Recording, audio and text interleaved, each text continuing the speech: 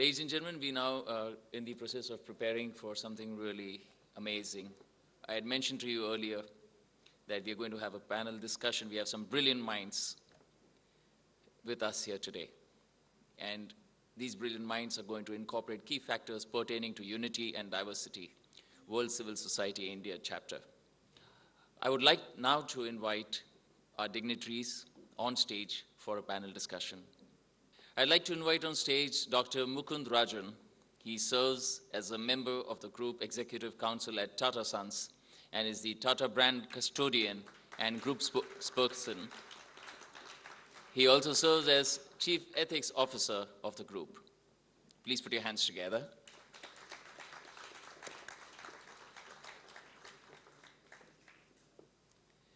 Next, it gives me great pleasure to invite on stage Dr. Zeenat Shaukat Ali. She is the Founder Director General, Wisdom Foundation, Mumbai, India.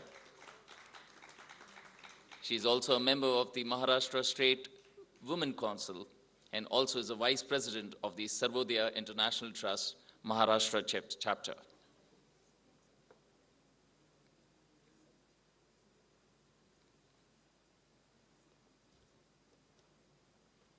Welcome, ma'am. Thank you.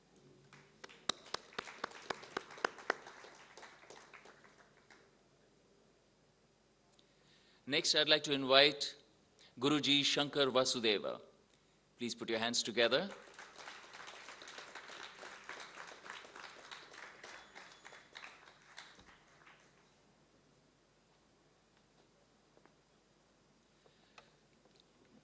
Guruji Shankar Vasudeva Abhyankar. I stand corrected, please. He is an MA in Sanskrit and MA in English. He is MEd in and came first in the University of Pune. He is the head of MPhil and PhD department, Tilak College of Education. He has done a PhD on Swami Vivekananda's philosophy and he is D-Lit by Tilak Maharashtra Vidyapeeth. Please put your hands together.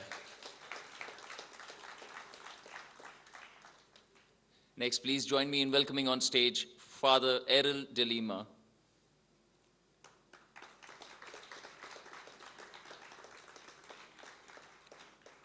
Father Errol de Lima is a well-known Jesuit.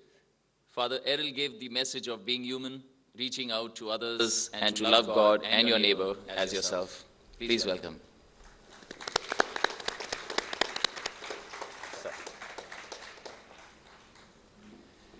Next, I'd like to invite on stage Mr. Ameya Dabli. I hope I got the pronunciation right. Thank you. He is CEO and founder Adventures, a consultancy firm, founder director at Ronnie Screwwala's Swadesh Foundation. Ameya is also a singer and has always been inclined towards music since early childhood. In addition to learning Indian music, Ameya is also trained in Western music from a tender age of just 7 years. Please put your hands together.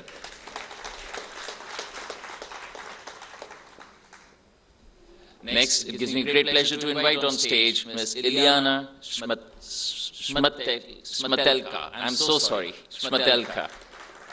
I'm getting it right, eventually.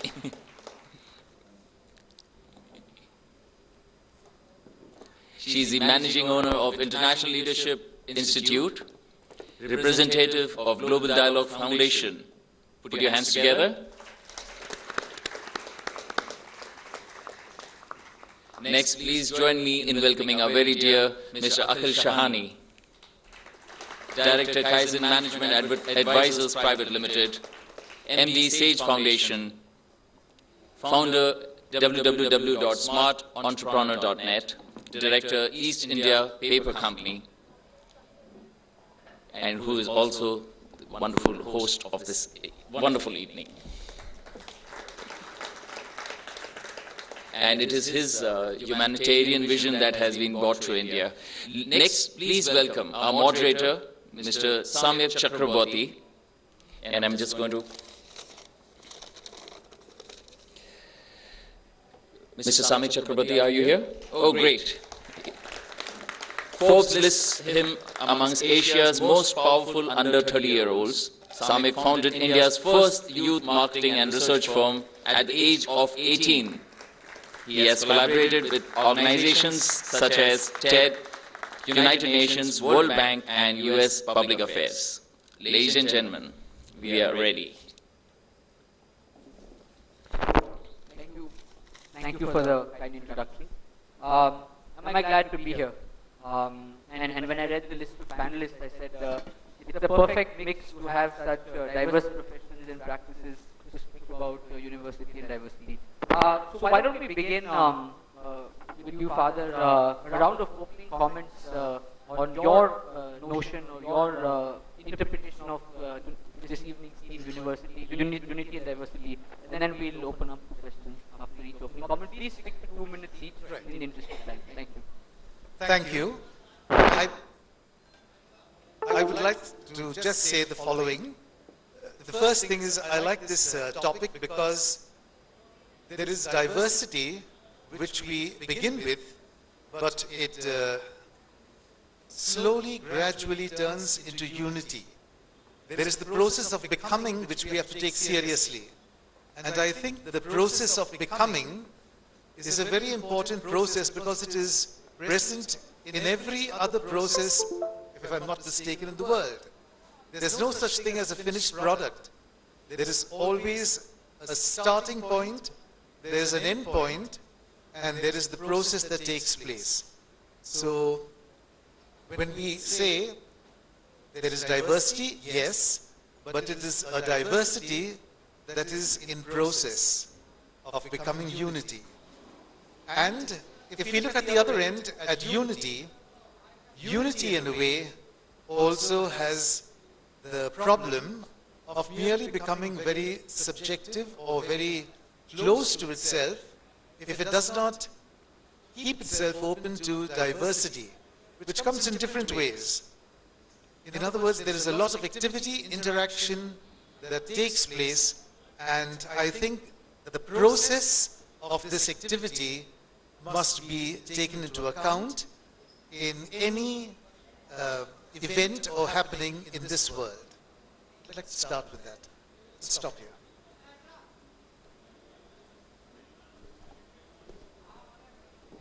Good evening, everyone. I think it's a very, very beautiful topic of discussion that we've chosen for tonight. I also represent, among many other things, the music piece that I do, or the organization that I run, or the NGO that I work for.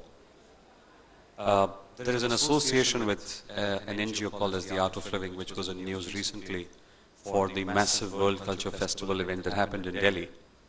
To me, that was the most diversified event you could ever have. You have representations from 155 countries. You had more than 35,000 performers from all caste, creed, sects, colors, race, as one of those videos said. And in the 3 days that the event went for, you had everybody from commoners to politicians to corporate head honchos representing that and celebrating life. I think the issues in today's world that we face are largely because we feel that what we represent is the only way to look at things or to do things. The inclusivity is what is missing, and I think that is the reason for all conflict that emanates in the society. And the second point that I would want to leave us with is one very beautiful thing that I kind of came across is just imagine a world where there is just one type of a flower, just one type of human beings, one color, just one way of leaves and trees, one species of bird, unimaginable.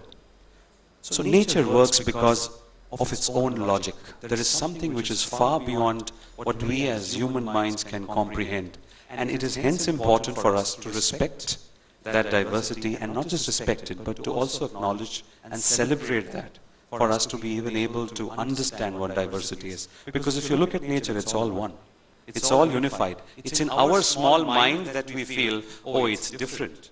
But it's the same sun that gives the rays of sun to everybody. It's the same rain that falls in all across the world. So it's for us to see that it is all one, and at the same time celebrate the diversity, which is only when there will be lasting acceptance, peace, as well as more happiness and celebration of humanity at large.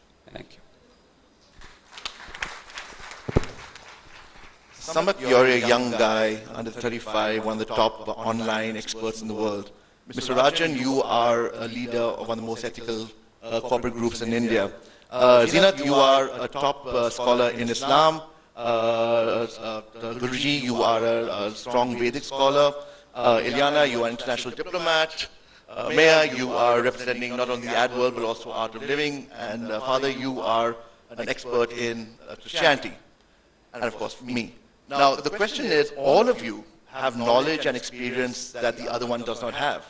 All of you are different. All of you in the audience are different. You all have knowledge and experience that the other one does not have. Now, the question is, if you look at these differences, you may not be able to communicate. However, what is common about us? We are all here on the same stage. We are all here in the audience. We all have an interest in unity among the diversity. We are not come because there's some Bollywood star here. We're not come for a great entertaining thing. We all have a common feeling that we all want to support each other in this idea of how to get united. Now the question is that as an educationist, if you can create a mindset that you focus more on what connects you versus what separates you, and if you can educate others, in my mind, that is unity and diversity.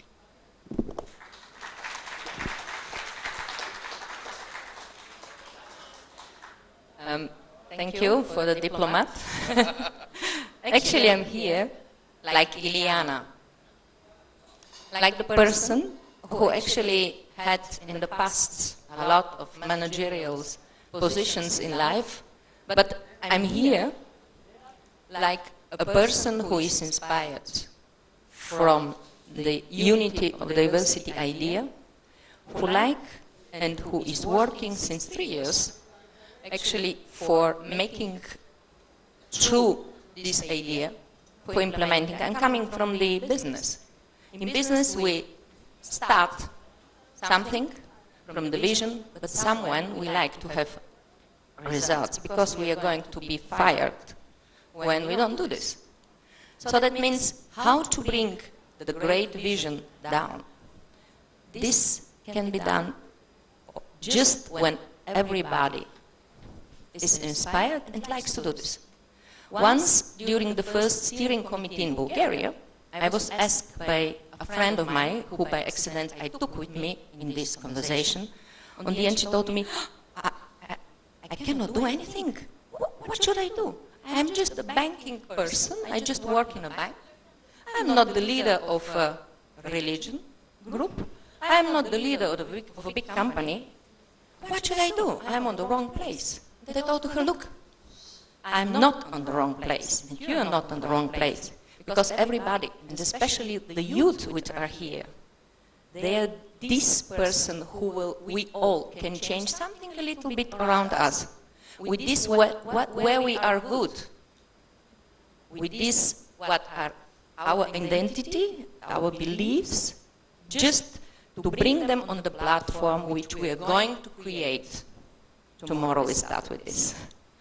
And this is what everybody, and I'm here pleased to inspire everybody of you, especially the young people. You don't need to become 50 in order to start to be a leader for yourself and for the others, and to inspire them. Thank you. Thank you. Samam Patu Saraswati Bhagavati Nishesha Jadyapa. Good evening and namaste. I think the theme of unity in diversity has been already established. From the moment word go, and that is Mile Sur, ठीक है ना? मेरा तुम्हारा तो सुर बने हमारा. I'll tell you that one eternal truth. Unity in diversity is India's DNA. That is the nature of India, I tell you. This can be established with, I would like to tell you one story. very instructive, with a very fine moral. When God created the world, He wanted to give something to everyone, to each and every creature and human being. All the creatures and the human beings from every corner of this globe, of this planet, they rushed to the Lord. There was mad rush everywhere. And some people say, "Oh Lord," and God asked them, "Yes, what do you want?" And they said, "Lord, please give us the boon. We want the oil." And God says, "So be it. Have it." Some people said, "We want most beautiful women in the world." And God said, "So be it."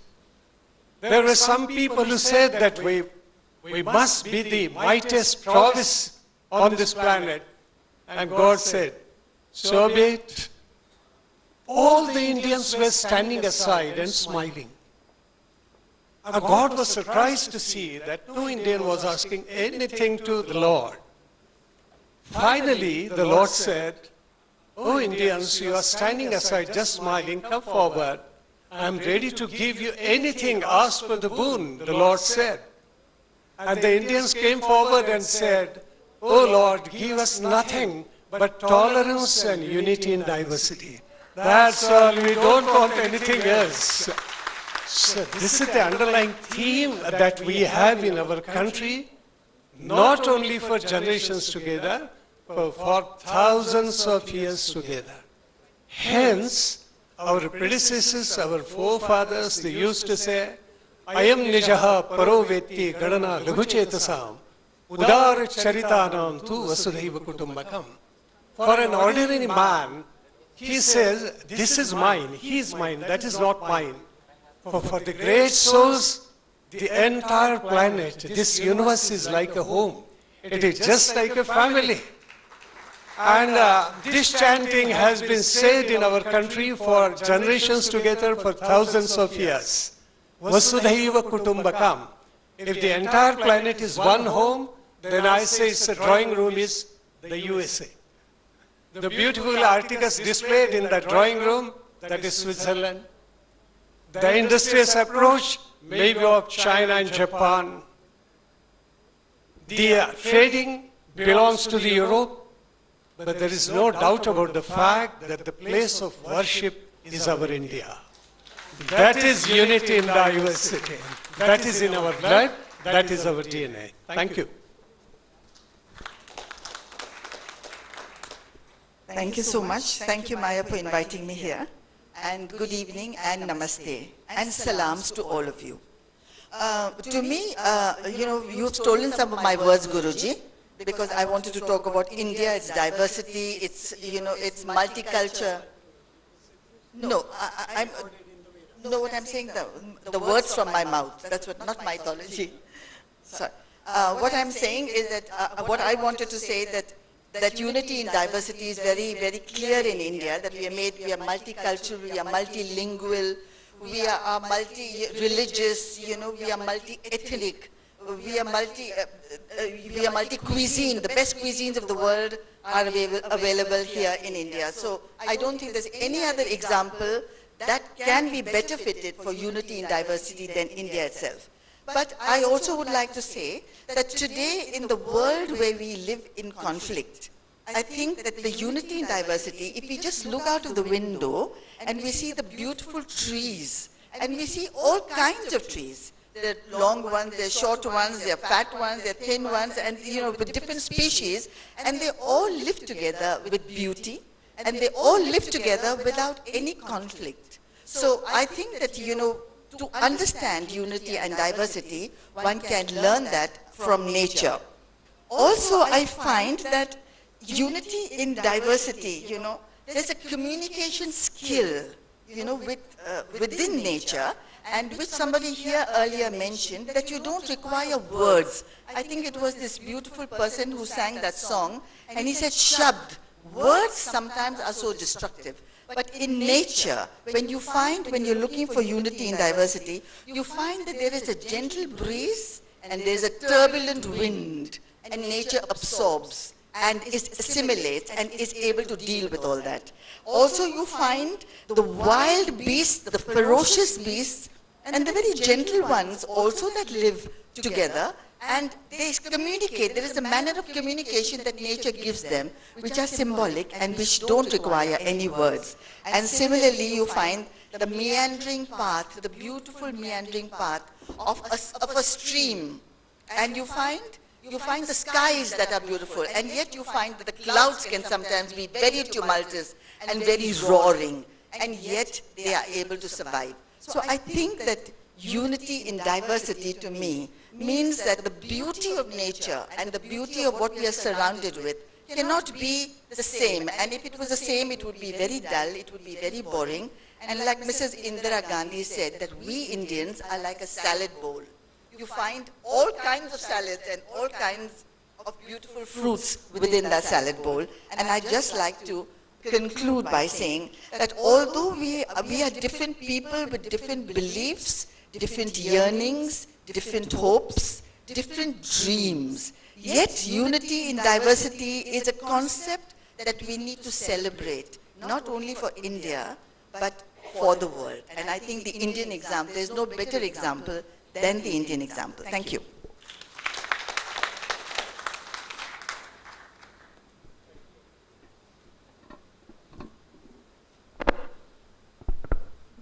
Thank you for this opportunity. The earlier speaker spoke about the DNA of India. Maybe I'll dwell for a moment on the DNA of Tata, the corporate group I represent. Our founder, Jamsetji Tata, had a very famous statement attributed to him, that in a free enterprise, the community is not just another stakeholder in business, but is in fact the very purpose of its existence. That's the reason why, since inception, really the way our group has been structured and the way we've operated, we've tried to carry all stakeholders along with us. We understand that without customers, without investors, without shareholders, we cannot have a successful and thriving business. And that, in some ways, actually represents this notion of trying to create unity and consensus within diversity.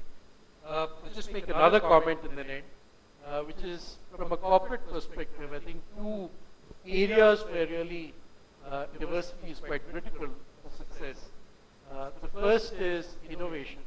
You get innovation when you have both collaboration and competition of ideas.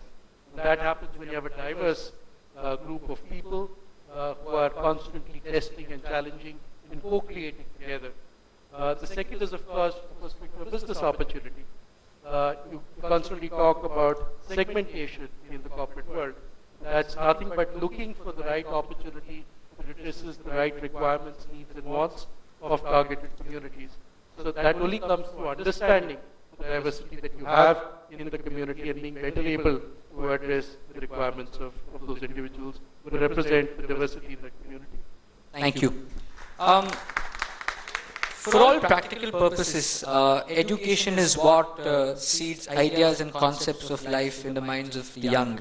And that's what transcends into the way they live their life. So Akhil, from an educationist perspective, what are those practical changes or additions our Indian education system requires to ensure that the current generation carries forward the ethos, the original ethos of India, as Guruji spoke about?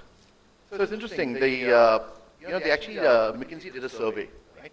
And they said that, okay, let's look at the companies which are doing better among others. And they discovered that the companies which have the most diverse boards, that means which have more women, more men, more people of different ethnicities together, tend to be valued at least 7% higher than other companies similar. Now, why is that? Is it because they're nicer companies? No. Because the thing is that, as was mentioned earlier, is that ultimately if you collaborate together from different backgrounds, and therefore you actually are willing to listen to the other person's point of view, you actually will be more successful regardless if you're in business or in media or any other environment now. Now remember one thing is that most of the kids that we teach in our institutions, or institutions and most education institutions, you want them to be successful in life.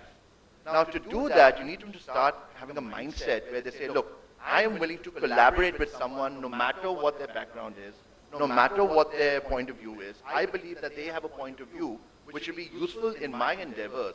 And if I'm able to find commonalities between what they are doing and what I'm doing, we actually will be more successful. Now, if we're able to build that unity and diversity mindset among our kids and just make it makes common sense. It's common sense to actually collaborate with someone for mutual benefit. So therefore, if education institutions like ours and others around are saying that, look, it's not just look at Unity University just because you're nice people, but it actually makes proper business sense, makes proper sense for a career. And not only you're helping the world, but you're helping yourself. Ultimately, that's the main thing. So change the mindset immediately. You can make So it from more like from a curriculum perspective, and teachers should be trained to instill those kind of ideas. Is that what you're saying? Yeah, I would say that it's, and again, I'm not a big fan of teachers teaching down. Ultimately, in my mind, you cannot teach, you can facilitate learning. True. So the ideal teacher is someone who creates an environment that allows the child to discover themselves about the world and actually directs their learning such that they can get that mindset. So again, never talk down to kids, especially kids in our institutes. Nobody likes to talk, they don't want anyone to talk down to them. In fact, just a little plug, I mean, they're the ones who actually organize this whole, chairperson aside and we did a little bit, but frankly, most of the work was done by kids. So I'd like to just get a round of applause for the kids of Sadhmal Shani, Center for Media and Communication and Center for Management. Plug is over. Guruji, you spoke about the original ethos of India, where unity in diversity was the soul of our country. But the truth is that we live in a time of beef bans. We live in a time of some of the most gruesome riots that are happening. And all of us, I think all of us here end our day watching Yogi Adityanath throwing barbs at Azam Khan with Arnab Goswami refereeing. And that's a fact. So with those realities, are we actually united in our diversity? Because my generation, the educated, progressive youth, doesn't think so because of the kind of things that we wake up to. So acknowledging that reality, what do you think needs to be done? Excellent question. Sir, you made a point. Education, I suppose, is the most powerful means to change the total scenario. But the education system of any country ought to be based on the basic philosophy and the tradition of that country.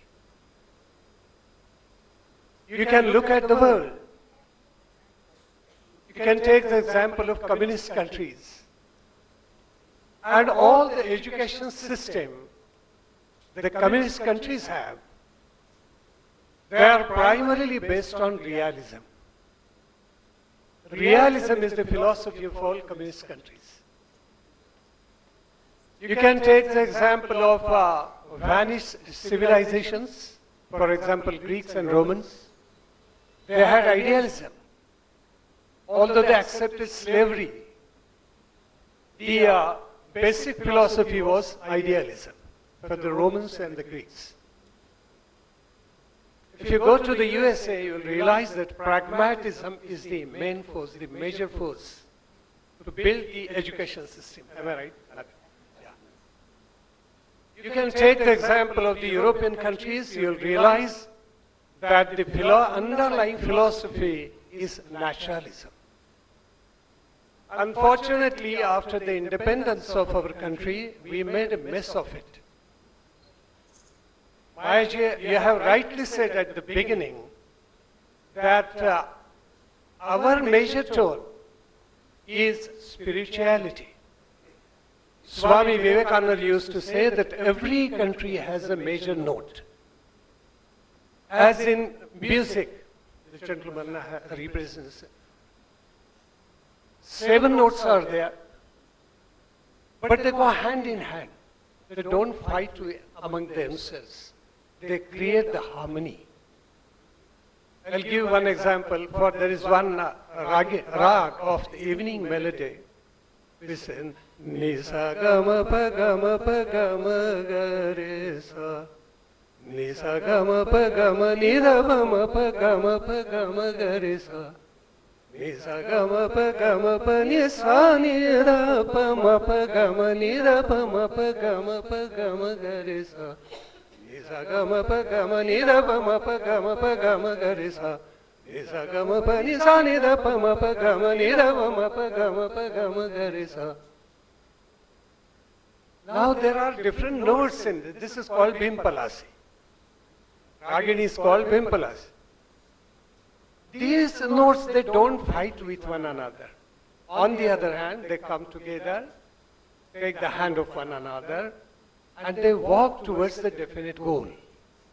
The greatest mistake that we made is not finding the education system and our curriculum on spirituality. You have said it, madam, at the beginning. That's 100% correct. Our total education system and curriculum ought to be have informed, designed, organized, implemented, imparted, and the fundamental human values and virtues must have been inculcated in the minds of the students accordingly. We have miserably failed while doing that. And there is total need, this is the demand of the times, to reorganize the entire education system of our country and the curriculum on spiritual note, on spiritualism. Very true. Thank you. Father, because in spiritualism, they say all are one. That is the unity in diversity. Thank you. Father, taking on from what Guruji said, one of the most prevailing reasons why there is a scar on our unity is politics and political selfish interests. You often see a certain party and its ideology propagating one religion versus the other. We all know what I'm talking about. So then, in reality, how do you either convince the political class to look beyond religious and vote bank issues, or what kind of mindset change needs to be brought amongst the people, barring education, for them to ignore these factors that create issues in our diversity? See, I'd like to first add two comments to what has been said regarding education. I agree with what education should be doing, etc., as articulated by the speakers before me. But what I think is the spirituality that should come into education should take into account, for instance, at least two things at present. One is, what do we really mean by an inclusive society? We have been speaking about this, we have been reminded about this in the programs that preceded. But what is an inclusive society? An inclusive society, it seems to me, is one in which everyone is given his or her fundamental rights, is recognized as a person who has an equal claim on the goods of this earth, a person who has to be accompanied by all, who does not have to feel that he is there on sufferance. All these things are present when we think about an inclusive society. So that's a value. And an inclusive society is linked very much with justice. Justice that has to be distributive and commutative. By distributive, I mean that do we make it possible for everyone to have access to the goods in this world? It's made, as Guruji rightly said, God has given us a lot of things. Do we make sure that we share it with everyone? Do we care for people? Do we make it possible for them to sit at our table? And the second point about after distributive, we have justice that in a way must allow everyone to have the same level playing field in making contracts, in encountering others, etc. Now, if these values are also inserted into education, building up an inclusive society, the aspect of justice, the aspect of really making it possible for us not merely to be, so to say, satisfied with what has happened.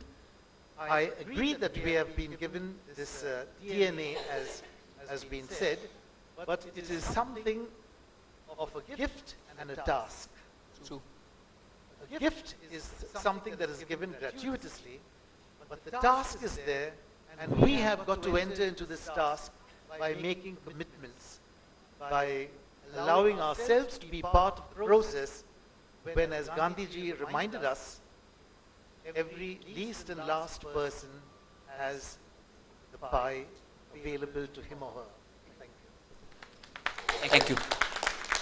But, I'm still not satisfied with the answer. I'll tell you why. It's because, the fundamental of what both of you spoke, which is, which should be the ideal case, but how do you align personal interest of certain organizations or institutions that are, for whom, unity is a threat?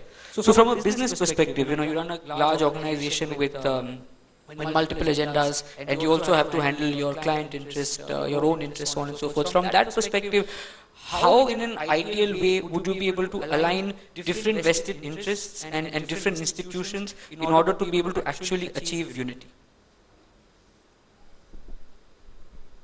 So I think there's a very interesting phrase which, believe it or not, is actually in legislation relating to the Indian Companies Act, which talks about achieving a balance of interests among stakeholders. So for any corporate, I think when you think about whose ends you're finally serving, it's not just shareholders who invest in your company. You have to take account of your myriad stakeholders, which includes your customers, also includes your own people, your employees, includes your lenders, shareholders. and then you have to achieve a balance. And there is also a temporal question, which is what kind of time frame you achieve that balance in. A lot of corporates will talk about long-term stakeholder value creation, and then that long-term can vary from business cycle to business cycle. So I think there's a great deal of judgment that needs to be exercised, and really an effort to achieve a consensus, certainly in the board of the company, but also trying to do your best to address the individual needs of different stakeholders. But do you think in a democracy as vibrant and diverse as India, this is possible? Because there are just so many interest groups, it's majority versus minority. Within majority, there are so many fragmentations. So do you think in a democracy like India, what you just said or what this panel hopes is a practical solution? Certainly from a business's standpoint, what you're looking for is certainty and predictability about the future. So every time there is fracas, conflict, turmoil, turbulence, it is not good for business. That goes without saying. But a little while back, there was a comment about violence that you see, and some of it is obviously deliberately fomented. It is also a fact that thanks to India's democracy, we are at a time today when, in fact, the data seems to suggest that there is actually less physical violence taking place as we speak, despite what you see in the media, than perhaps was the case 20 years back, 30 years back, 40 years back. So I think democracy is achieving a situation where there is expression being given to different interests. We may not necessarily always agree with the voices that are being raised, but I think in a young democracy like ours, you have to expect that those voices will be raised, and through efforts of sensible, forward-looking people like the ones on stage, you would hopefully achieve a consensus in the way forward.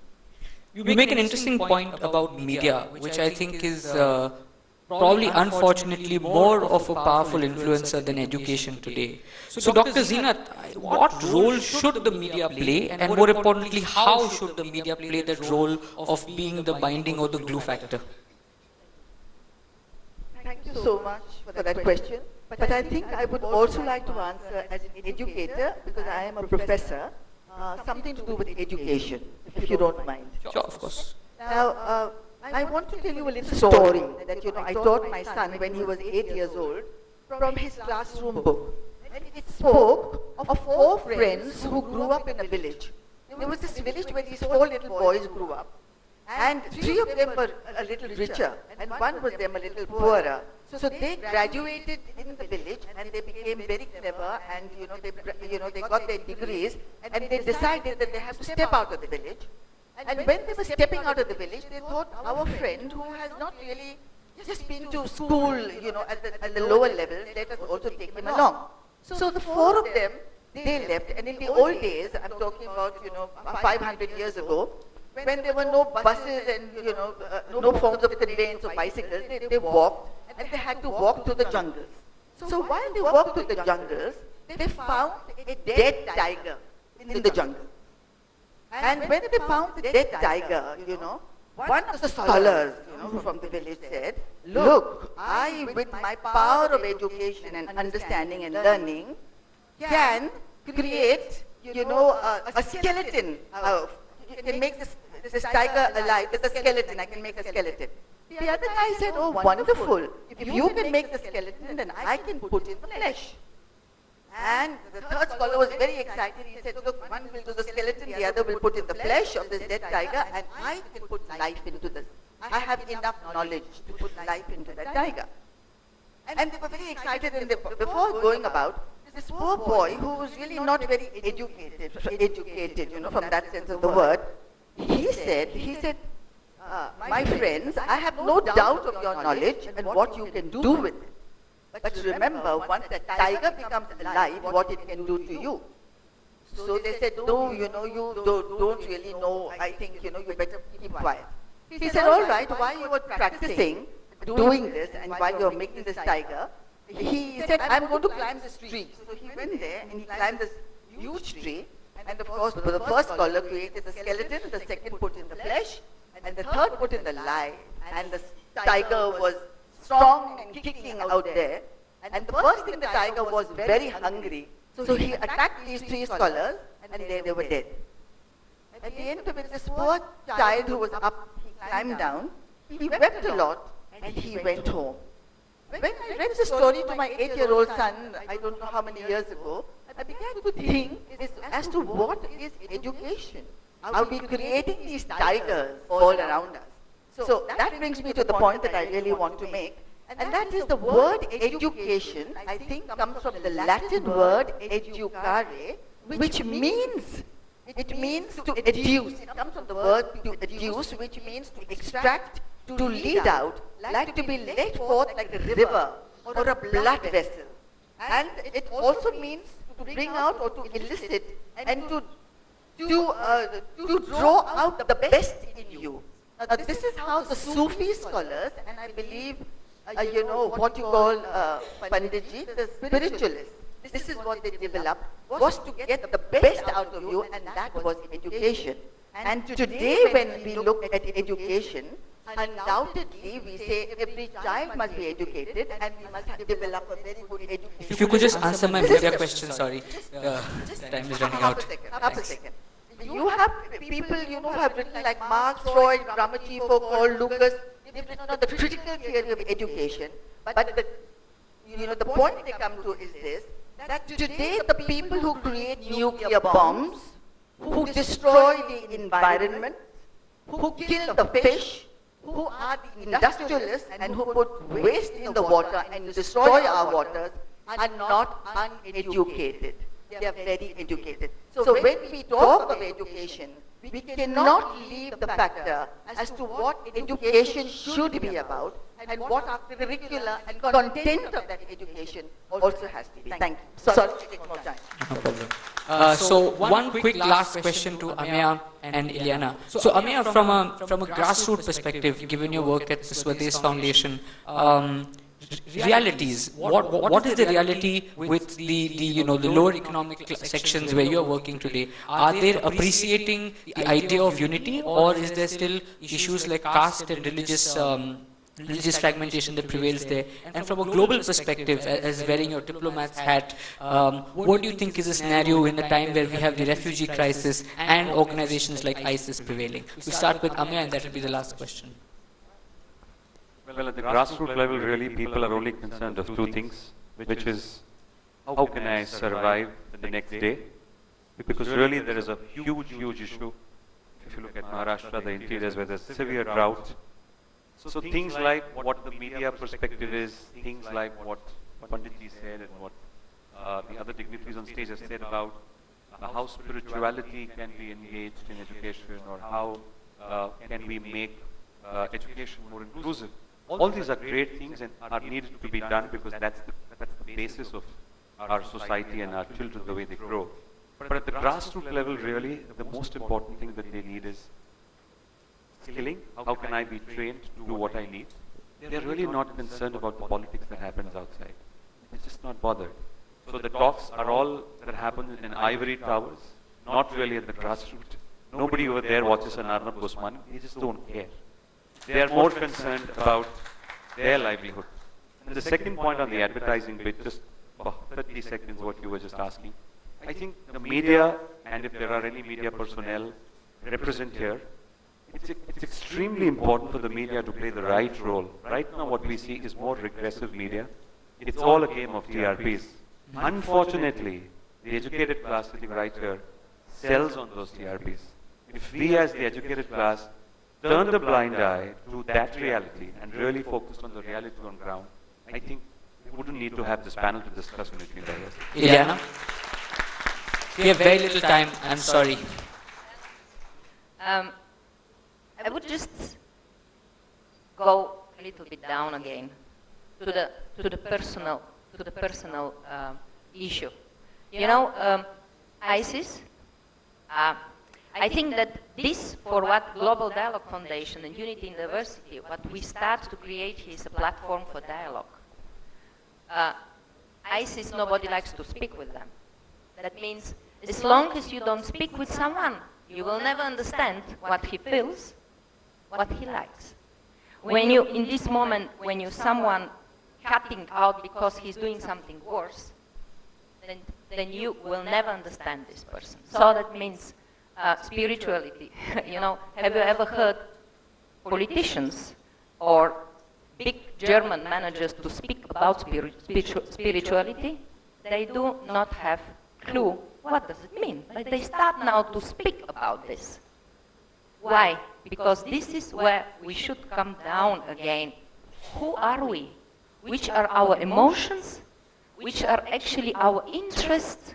And we have to start to have a dialogue in order to understand each other. So please come tomorrow to our workshop and speak with us about this. So, sorry, we're really running out of time. Sure, please. I would like to sum up with the concrete example that we have in the field of education.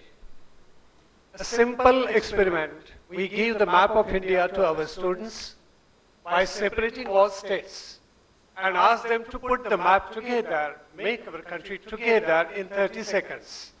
And there is a chaos. In place of Kolkata, Mumbai goes over there. In place of Chennai, Kolkata comes chaos. 1 year, one student who was managed to put that map together in 5 seconds and asked him, how did you do that? He said, I did not put the map together. There was a figure of a man behind. I did nothing else. I put that man together with a constructive, healthy attitude, and the nation was built. I did nothing else. Thank you. Thank you, Guruji. So I think all on this panel conclude and agree that all key stakeholders, whether it's education, media, religious institutions, etc., or corporate organizations, have to collaborate, and a system is required. A system has to be put in place, and we have to reinvent the way we look at life today and instill the values of unity and diversity in the next generation. Thank you so much for being here.